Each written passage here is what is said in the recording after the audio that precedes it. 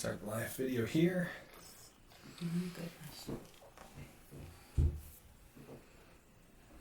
Live. Hey everybody. We're live here on Instagram and we're live here on YouTube. That's the one.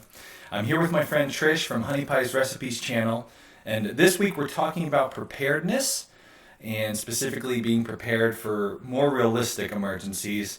So not preparing for, the end of the world and when civilization crumbles, but just preparing for the small emergencies that affect families all the time. Because just a little bit of preparedness for these emergencies can go a long way in making your life a little bit better and helping you feel a little less stressed during these events. So we're going to be live streaming here on Instagram and on YouTube, and we're going to be answering your questions. So if you have any questions, just make sure to tag @Homesteady. Trish was a culinary instructor for over 10 years at NYU, and now she has her own channel here on YouTube, Honey Pie's Recipes. She's also on Instagram, and she's with us today to talk about preparing your pantry for little emergencies. So Trish, thanks for joining us. My pleasure. If you want to check out Trisha's channel, there's a link below. You can check out her channel and see her videos. So today we want to talk about being prepared for the little emergencies and maybe the middle emergencies that we experience in our life. We talked about in last night's live stream how myself and my wife had to rush to the hospital with our 8-month-old last week. It all worked out. He's totally fine now. But we had to rush into the hospital. The other kids had to go with some friends for the day. And when the whole event was over, my son got out of emergency surgery. There was a blizzard approaching. And I looked at my wife. I said, all right, well, what are we going to do? We decided I would go home and get the rest of the kids and get back to the homestead. And my wife would stay with the baby at the hospital because he needed to be watched for another 12 hours and make sure everything was okay. So I got home. And that night, everyone had already eaten. The next morning, woke up and it was breakfast time. And so I made what I know how to make, eggs. Snowing like crazy. And it was a blizzard outside. Emergency conditions. I handled breakfast okay. I can make eggs, like the best of them. So I made some eggs. And then for lunch, we had some sliced apples. And we were quickly talking about society collapsing. Things were collapsing in my home because my kids were getting hungry for dinner. And I am really, really bad in the kitchen. I have very few kitchen skills to boast of. We still like them anyway.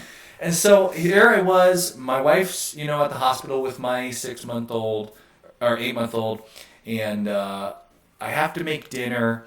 We have plenty of supplies for my wife to cook with. We have all the basic ingredients. She cooks from scratch. Kendra's a great cook. But I don't have the skills to cook from scratch. And there I was with flour out everywhere on the counter. I don't know why I was reaching for flour. Well, you're not talking about your mental condition. Yes, I was stressed. I was stressed. I had flours out. I had different ingredients. And I was kind of like walking in a circle just thinking, what am I going to do? I was physically tired from a bad night of sleep, having to deal with this emergency. I was mentally exhausted from dealing with this emergency with my little boy, and I now was completely overwhelmed with the idea of having to cook a meal for my other 3 kids who are hungry, need to be fed something at least moderately, healthy and comforting. And filling, that's an important one too. And so I called Kendra up, and I was like, help me. She walked me through oatmeal. That was all I could handle. But I decided, part of preparedness, part of being ready for these emergencies is being ready for maybe the person in your family who doesn't cook the most or at all, have that person prepared to make some food for everyone. Because if your family's, whoever cooks the food in your family, if something happens to them, they get injured, they get stuck in somewhere and they're not home, well, now it's your job. And, maybe she just decides to take a break. There you go. So what can you do to be prepared for these emergencies as far as good food, easy food at your home? Trish, what's your advice on this topic? Well, the basics. Let's start with some canned goods. You should always have beans, a variety of beans, black beans, chickpeas, cannellini beans, in hand, stock. pasta, noodles, couscous, rice. And for this guy here, there's a great way to make rice. You don't have to follow the package instructions. You can make it like you make pasta. Just put a pot up, boil the water, add a little salt, throw the rice in, cook it for the amount of time it says on the package, drain it like you would pasta, and put a little butter on it maybe to keep it from sticking. And kids like rice. You've got a nice little rice My dish. kids love rice. Yeah, and so, but you don't have to think about the proper ratio. Is it going to burn on the bottom? You can cook it just like pasta. So keep some rice on hand. Couscous is another great one. That one, you just bring your broth, your milk, water, whatever, to a boil. Turn that off, put in the couscous, stir, cover the pot, let it sit for 5 minutes, add a little pat of butter to keep it from sticking again. It's a pasta, kids love it. It's nutritious and very, very easy to make. So keep those kinds of things on hand. Let's see, we want to make sure, I put some notes here just so I don't forget anything. Oh, canned corn is another one. It's delicious. You can find it without sugar and added salt. I think Dole makes one that just has water in it. For Austin, I was saying if you had hot dogs in the freezer, you could just, again, bring a pot of water to a boil, throw the hot dogs in frozen, boil them, put some corn on a plate. Another thing that the kids will eat, and they'll be filled up. I like these tips, Trish. You have a kind of a wide range. Some things that might be in the freezer, other things that are going to be shelf stable. Yes. And that way, if we were an issue, we had a blizzard coming, maybe if we lost power for an extended period of time, you would still have some easy staples. What other easy staples that are shelf stable would you suggest? Oh, peanut butter and jelly for sure. Ketchup, mustard, pickles, mayonnaise, tuna fish. Tuna fish is a great one to have on hand. What else have we talked about here? Oh, cereal. Dry cereal. And you don't have to get the sugary ones either. There's a lot of different kinds of cereals out there that you can have on hand. Have cooking oil. Always have some cooking oil on hand. For the kids, the aseptic packaging, the little juice boxes, they also make milk like that, so it's shelf stable. So if you can't get to the store because of some storm and you've run out of milk, but you want milk for your kids, you can use these. And you also have a source for powder version. So we were talking about milk at the beginning as we were preparing for this discussion, and we buy powdered milk in these tubs.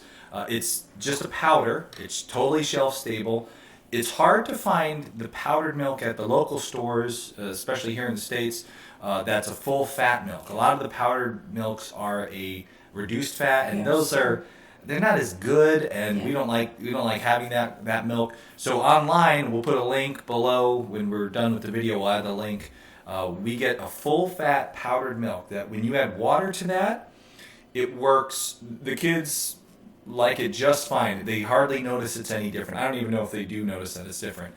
So a lot of these things that maybe are things that you don't normally eat, don't normally keep, or maybe you're trying to, in our house right now, we're trying to cut back on cereals because we know starting the day off on cereal is not the healthiest. But during the emergency, whether it's a couple days or a week, eating some cereal and some pasta is not going to kill you. Yeah. And it's going to make your life so much easier. Before we go on, Trish, we got some people saying hi here. Dolphin Man says hi. Hi, Dolphin Man. Kathy says hi. Catherine says hi. We got people watching from Quebec. Oh, wow. We got a Catherine says shalom. Kathy says shalom. We got hello from Sweden. Someone's watching from Sweden. And on Instagram, we have Old Homestead Alpacas telling us PB&J. That's a great option. Yep. We had Jamie's Essentials says to the rescue, grilled cheese to the rescue. Yeah, that's my hubby's go-to. So this is a good one, Trish. We should talk about this. Grilled cheese, I'm totally with you, Jamie's Essentials. That's my go-to. Usually it's a grilled cheese or a quesadilla, which is just the Spanish version of grilled cheese, right? And that night, I couldn't make any grilled cheese or quesadillas because we didn't have any bread. Right now, we're trying to get away from meat and breads and stuff like that. And so we didn't have any in the house, but you mentioned we can freeze some breads. What options are there for freezing bread? The most important thing is to, if you don't have a, what do you call it? Vacuum sealer. Vacuum sealer. Yes, yeah, the mind. Make sure you have some Ziploc freezer bags on hand and double wrap, just to keep the bread from getting freezer burn. But it doesn't have to be bread. It can be pita. It can be tacos. We it do can be, bagels. Yeah, I mean, it can be any kind of bread, because you can melt cheese on any of these things. Or stuff them with tuna fish. Yeah. We found there's our favorite local bakery. You guys have seen it in our videos. We're there once in a while buying donuts. Once in a while. Yeah. We're there every week buying donuts. No, not anymore.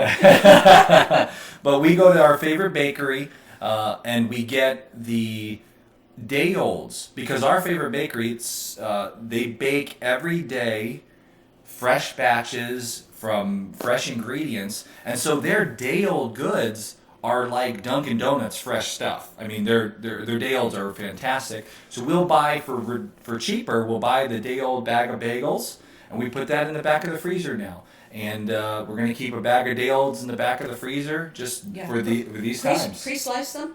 Oh, good. Yes, yeah. because maybe you only want a half a bagel, or That's you want great. 1.5 bagels, one for each of Yep. the kids. So pre-slice them makes it a lot easier, and if they're pre-sliced, you can get them in the toaster, frozen. Got it. Yeah. Ben Newman. That is our first official Super Chats. Ben Newman just donated $2 to the Homesteady Show. Yay! Ben, congrats, man. You are our first official Super Chatter. And for that, I'm sending you a Homesteady t-shirt, man. So, Ben, email me, Austin@thisishomesteady, and you're going to get a t-shirt for $2. So you get an abducted shirt, man. Thank you. And Ben asks, does rice really keep indefinitely? Seems like if you want to can things, makes sense not to put rice and noodles stuff in the jar, but boil separately. Is that about right? So what advice for Ben? Dried goods like that last quite a long time. If you have an opened package, that's where you start running the risk. I like to put mine in a mason jar. Just pour the rice or whatever that's left in a mason jar and screw the top. It keeps it nice and dry. The real thing is you're worried about maggots. But that's pretty extreme these days. Yeah. It doesn't really happen. No, they have a long shelf life. But, the other thing is, rotate them. This isn't that you're just buying rice and you're never going to use it until you have an emergency. Use your rice, but when you're down to the last cup or something, especially if it's wintertime, make sure you put on your list to get another box of rice or some pasta. Keep different shapes of pasta on hand too. Keep the kids interested if you've got kids. They like that's different a big things. One. Yeah. Yep, having different options, especially if it's going to be a day or two. Something's going on with our sound, weird reverb or something like that. Guys, if we're having a sound issue, let us know. Are we too And close? let us know in the chats if we're having a sound issue. We'll fix it. So great question, Ben. And guys, just so you know, if you want to support the live streams we're doing, there's a button called the Super Chats button. That's what Ben did. It's a little, in the chat box, a little money sign. You can click that and donate to help us keep doing these live shows on Homesteady. So Ben, thanks for the question. And thanks so much for being our very first Super Chat. That was incredible. All right, let's see. Are we getting more questions let's here? talk too about freezer.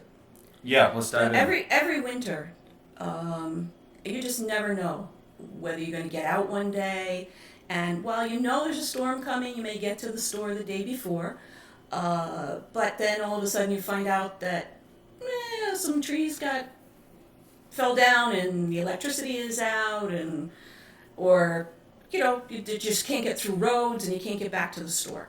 So I like to keep some frozen vegetables. We have a generator, so our stove, even though it has an electric clicker, all I have to do is just use a match or one of those lighter things, Yep. and I can get my stovetop to work. And we have the generator hooked up so that we can get water. Those are really the two most important things. The oven, not so much, because there's a lot you can do on the stovetop. So keep a selection of frozen vegetables. Also maybe some frozen fruits. Because, I don't know, a lot of you are homesteaders, and so you have, freezers full of game that you've caught. Like he's got his pigs. I have a half of his pig in my freezer downstairs, plus some other things. So I know that I'm not going to run out of meat. But, it's the produce So try and have some of those things on hand in the winter, in particular when you don't have access to your garden. And what else? I got a good question for you, Trish. Okay. And guys, let us know. I think I fixed the echo issue. Let me know in the comments if the echo issue is still there. So a question for you, Trish, kind of goes along with what you're talking about. Catherine asks, every time I make a big batch of soup, That's what I was going to talk can about I next. use some of it for fast food? So what's your advice on that, Trish? Yes. Have mason jars on hand. I have tons of them. And when I make soup, I freeze them into the 2-cup, the pint size. I find with most soups that that's a perfect single serving.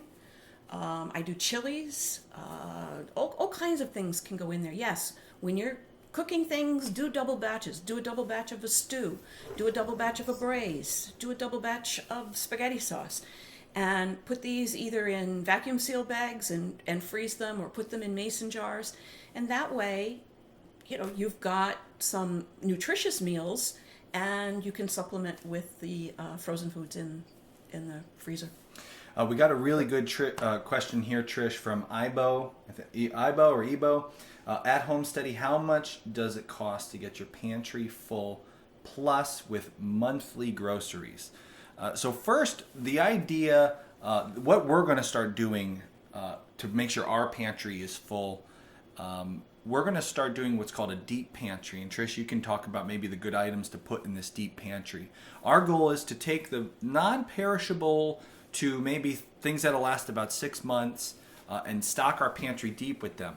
So for the next couple months, let's say this powdered milk, right? As an example, powdered milk. If we would normally go out and buy 1 tub of this powdered milk, we're going to, every time we go shopping, buy 2 tubs of powdered milk.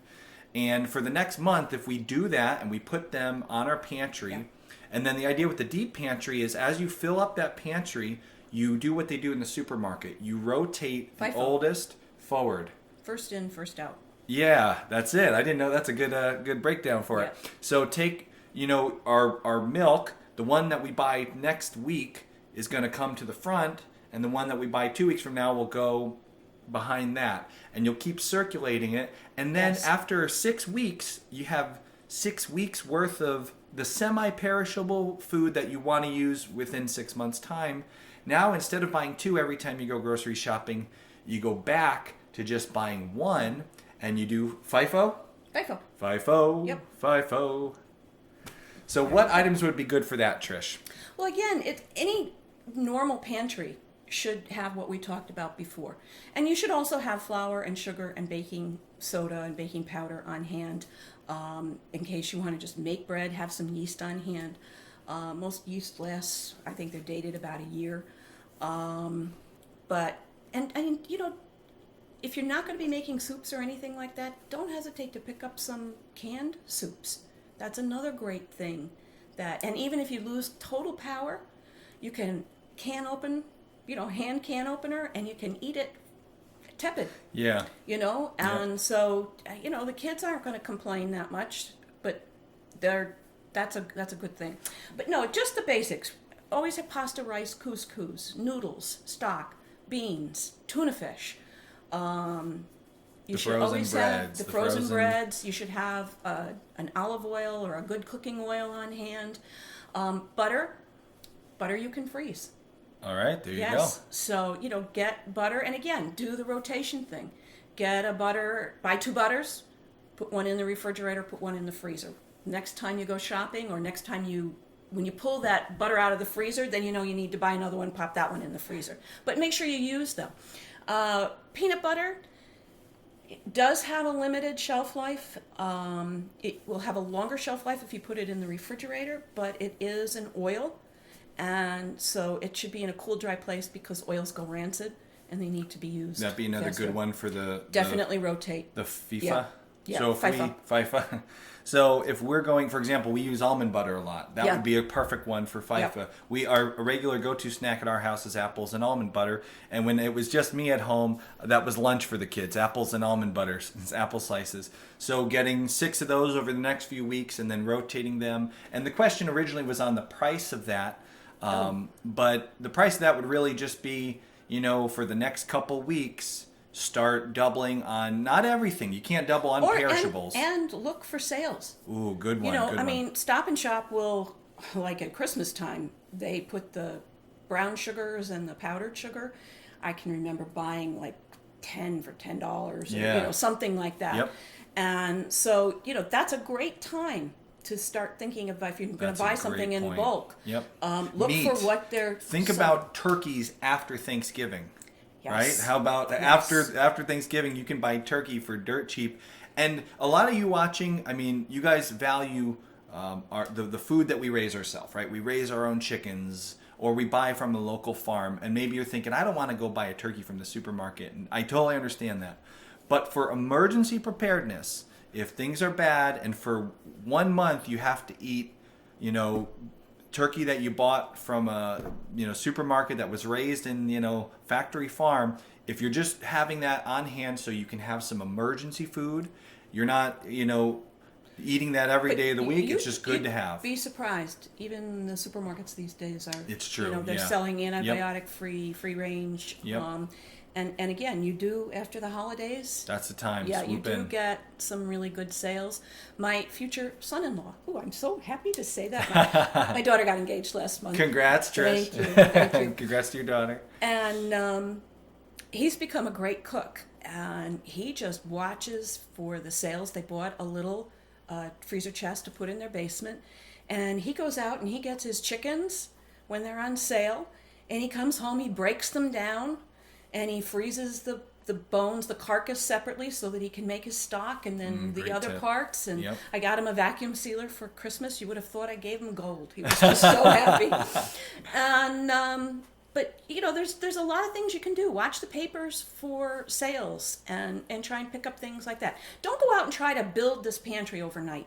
Right. But make a conscious effort to make a list and say these are the things I should buy, and when you find them and they're on sale, cross them off. But watch also your inventory so that you know that when things are starting to go down, that you need to look for those sales again and stock up. And my suggestion, because we talk about preparedness, we talked about it in last night's show.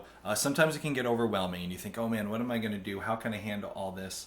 And if you're going to start down this path, before you go down it and do all the things we talked about, just start with this week when you go, buy your groceries. Buy a big box of the granola bar kind of thing.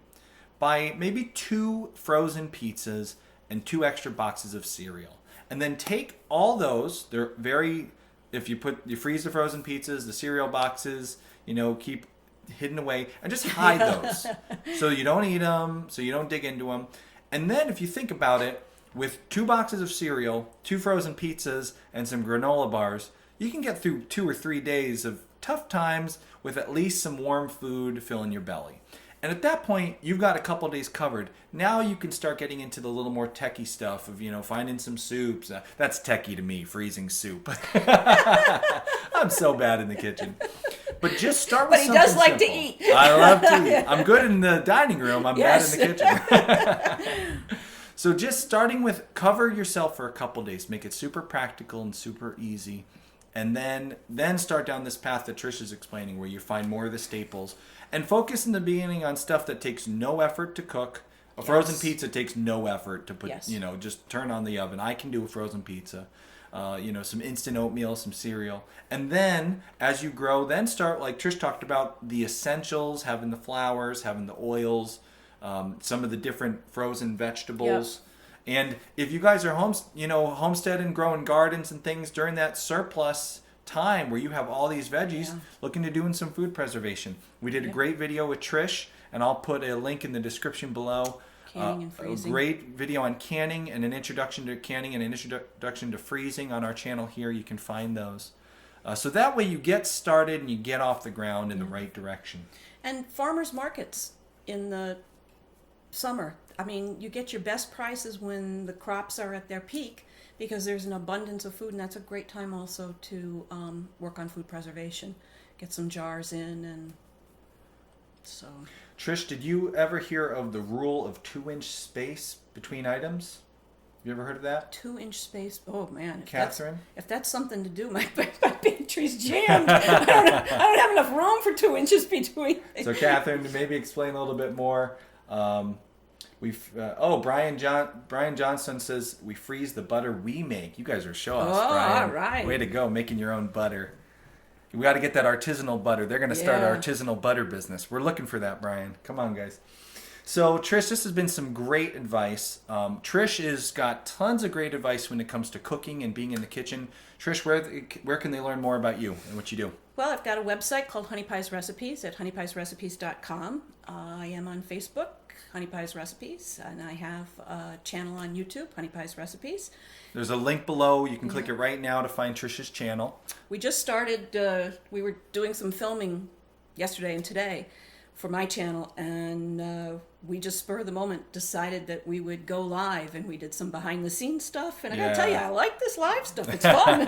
So Trish wants to start doing live shows in the kitchen, doing her cooking show in the kitchen, and I figured you guys who are watching, you might be interested in that. She's going to be starting up a live stream to help you with cooking, Trish, what do you cover? What are the topics?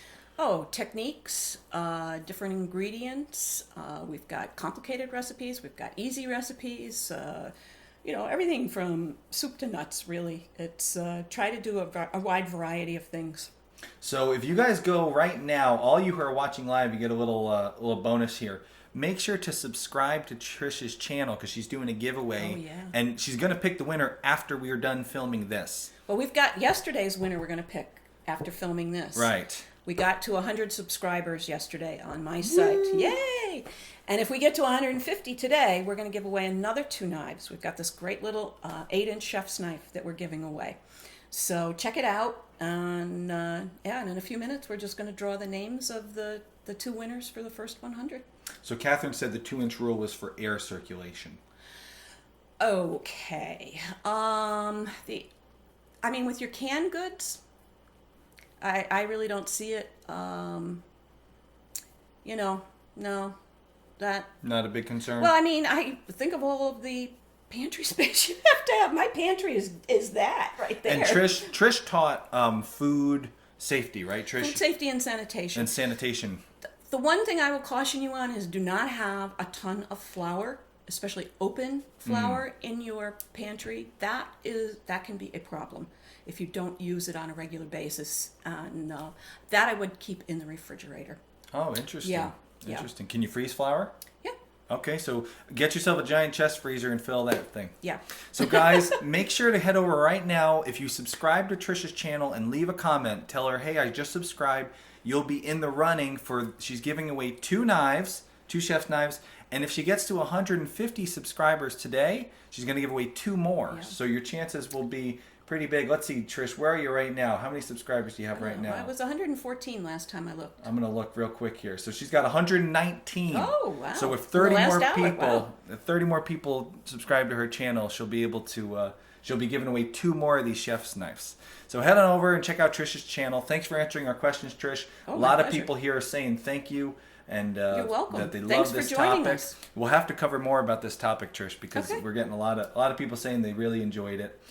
So thank you. Head on over to Honey Pies Recipes now. Leave a comment for Trish. And stay tuned because she's going to live stream the winner in like 3 minutes here. We're going to switch cameras around and video around, and we'll be live streaming on her channel. Switch channels. Yeah, we're going to switch channels. So thanks for watching, guys. And this live stream and stuff that we're doing on Home Study is so much fun because we get to see and talk with you guys live. It's been really great. So now we're going to switch this back, and you'll see our chick feed coming back on, our chicks hatching. Trust me, they will hatch. It's been a long time. I know everyone's like, when are they going to hatch? But it will actually happen. So thanks for watching, and we'll see you guys tomorrow. Okay, take care.